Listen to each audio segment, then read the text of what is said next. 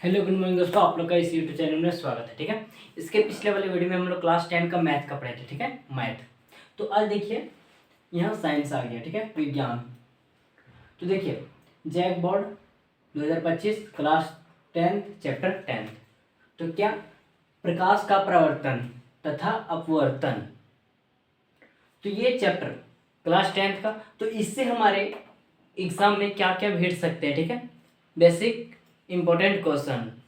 तो देखिए पहला, उत्तल तथा अवतल दर्पण का दो दो उपयोग लिखें। ठीक है, मैं एक ही में लिख दिया हूं कि अवतल तथा उत्तल। ऐसे पूछेगा आप लोग का। ठीक है, उत्तल दर्पण का दो उपयोग लिखें। ठीक है, उत्तल दर्पण का दो उपयोग लिखें या अवतल दर्पण का दो उपयोग लिखें। देख लीजिएगा कि इसके पिछले वाले साल 2024 में क्या पूछा है, उत्तल का पूछा है कि अवतल। अगर उत्तल का पूछा होगा तो अबर फिक्स है अवतल का पूछेगा, अगर अवतल का पूछा होगा तो फिक्स है उत्तल का, लेकिन अधिकतर पूछता है उत्तल का ही। ठीक है, अवतल का कम ही संभावना है, लेकिन उत्तल का ज़्यादा संभावना है। ठीक है, ये पूछ सकता है। ठीक है, देखिए ये हो गया एक क्वेश्चन। अब देखिए स्नेल का नियम लिखें। ये पूछा नहीं है, अगर संभावना रखिए कि पूछ भी सकता है, शायद पूछा होगा अबर में कि नहीं, लेकिन ये याद रखिए स्नेल का नियम लिखें। ठीक है, स्नेल का नियम पता ही होगा, स्नेल का नियम आप लोग पढ़े होंगे। स्नेल का नियम, तो ये भी इम्पोर्टेंट क्वेश्चन है। देखिए फिर तीसरा, वाहन में, ठीक है, वाहनों में उत्तल दर्पण का प्रयोग क्यों किया जाता है पता है। वाहनों में उत्तल दर्पण का उपयोग साइड मिरर के रूप में किया जाता है। हाँ, साइड मिरर के रूप में उपयोग किया जाता है। तो क्यों किया जाता है बताइए, क्यों किया जाता है उत्तल दर्पण का प्रयोग, अवतल का क्यों नहीं। तो आप लोग का पता ही होगा कि इसमें कैसा बिंब बनता है, इसमें कैसा बिंब बनता है। ठीक है, तो उसी के अंदर दे दीजिएगा, बस वही दो चार लाइन लिख दीजिएगा। ठीक है, अवतल दर्पण का प्रयोग हेडलाइट के रूप में क्यों किया जाता है पता है। ठीक है, गाड़ी है ना, गाड़ी, उसका जो आगे वाला जो लाइट होता है येलो कलर का,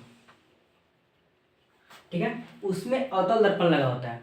और उसमें अवतल दर्पण क्यों लगा हुआ रहता है आप लोग को पता ही होगा, क्यों लगा हुआ रहता है, फैलने के लिए। ठीक है, अवतल दर्पण क्या करता है, फैला देता है। ठीक है, और उत्तल क्या करता है, बड़ा चीज को छोटी चीज में भी दिखा देता है। ठीक है, तो देखिए बस आप लोग अंदर लिख लीजिएगा, ये हुआ दर्पण से। ठीक है, और आप लोग का दर्पण से क्या क्वेश्चन आएगा देखिए। ठीक है, आप लोग का दर्पण से क्वेश्चन आ सकता है ग्राफ बनाने वाला, कि यदि बिंब अनंत पर है तो उसका प्रतिबिंब कहाँ बनेगा। ठीक है, अगर बिंब फोकस और वक्रता केंद्र के बीच में है तो प्रतिबिंब कहाँ बनेगा। ठीक है, इस तरह का पूछेगा। देखिए अधिकतर जो पूछता है उत्तल का तो नहीं पूछता है, अवतल का ही पूछता है हमेशा। ठीक है, अवतल का ही पूछता है, अवतल का ही पूछेगा इस बार भी। तो 6 है ना, 6 प्रकार के हैं। तो 6 प्रकार के आप लोग को दिमाग में रखना है कि कौन कहाँ है और कहाँ बनेगा। सो आप लोग ये रट जाइए, 6 फिक्स है। यहाँ से एक आएगा ग्राफ के लिए, फिक्स एक आएगा, या तो दर्पण से आएगा ग्राफ के लिए, या तो लेंस। ठीक है, या तो दर्पण या तो लेंस, लेंस से भी आएगा या दर्पण से भी आएगा, दो में एक आएगा। और आप लोग का फिक्स है कि ये तो इम्पोर्टेंट नहीं लग रहा फिर भी, लेकिन है इम्पोर्टेंट क्वेश्चन, और ये भी है। ठीक है, और लेकिन ये फिक्स है, अवतल या उत्तल का प्रयोग 2 लिखिए। ठीक है, तो देखिए इसके आगे अभी देखते हैं हम लोग तुरंत लेंस से क्या पढ़ेंगे। ठीक है, अवतल उत्तल लेंस से क्या क्वेश्चन आएंगे। अभी हम लोगों ने दर्पण के बारे में पढ़ा। ठीक है, अभी आ गया लेंस। तो देखिए लेंस से क्या क्या इंपॉर्टेंट क्वेश्चन। देखिए लेंस से आप क्या समझते हैं। ठीक है, ये फर्स्ट क्वेश्चन, लेंस से आप क्या समझते हैं, उत्तल लेंस तथा अवतल लेंस में अंतर लिखें। ये आपका दोस्तों पूछ देगा 3 नंबर का। ठीक है, जो इंपॉर्टेंट क्वेश्चन है। ठीक है, ये पूछ भी सकता है, लेकिन इसका तो आशा है। उत्तल लेंस को अभिसारी तथा अवतल लेंस को अपसारी लेंस क्यों कहते हैं, क्यों कहा जाता है।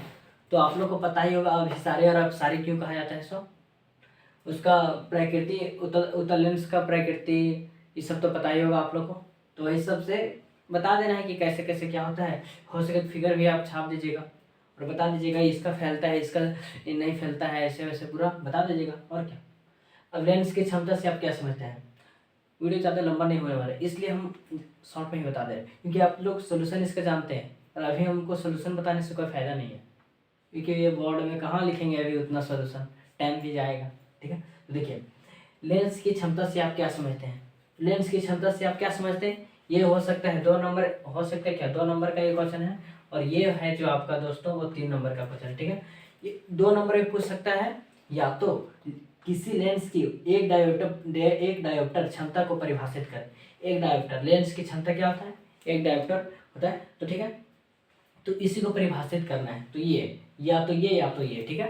और देखिए उस अवतल लेंस फोकस दूरी ज्ञात की, उस अवतल लेंस की, ठीक है, फोकस दूरी ज्ञात करें जिसकी क्षमता इतना डायोप्टर है। तो आप लोग पता ही होगा एक फार्मूला होता है P इजिकल टू 1/f। ठीक है। लेंस की क्षमता P इजिकल टू 1/f। तो देखिए P इजिकल टू 1/f, तो हमको काची दिया है, P दिया है, लेकिन फोकस हमको निकालने बोला है, तो P बिठा दीजिए और फोकस निकाल दीजिए। ठीक है। तो ये भी आप लोग समझ जाएंगे। तो देखिए दोस्तों अब इतना तो हो गया, लेकिन एक क्वेश्चन और फिक्स है। आप लोग को पता है दर्पण का फॉर्मूला क्या था, 1/v plus 1/u is equal to 1/f। ठीक है।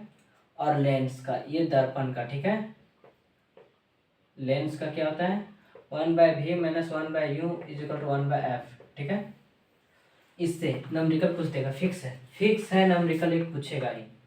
तो ये दोनों फार्मूला याद रखिएगा और नंबरिकल वहाँ पूछ देगा, आसानी से बना दीजिएगा। जैसे दे दिया u इजिकल टू इतना है, f इजिकल टू इतना है, तो भी निकालिए। ठीक है। तो यही है। तो देखिए इससे नंबरिकल फिक्स से पूछेगा, ये सभी क्वेश्चन इंपॉर्टेंट है, और ये तो फार्मूला आप लोग को याद ही रखना है। ठीक है। चलिए अब इसके अगले वीडियो में मिलते हैं। ठीक है। या तो अबर साइंस का बना देंगे या तो अबर मैथ का। ठीक है। तो देखते हैं इसके बाद आप लोग का यूट्यूब चैनल में कौन सा वीडियो जाता है। ठीक है। मिलते हैं अब इसके हम लोग नेक्स्ट क्लास में।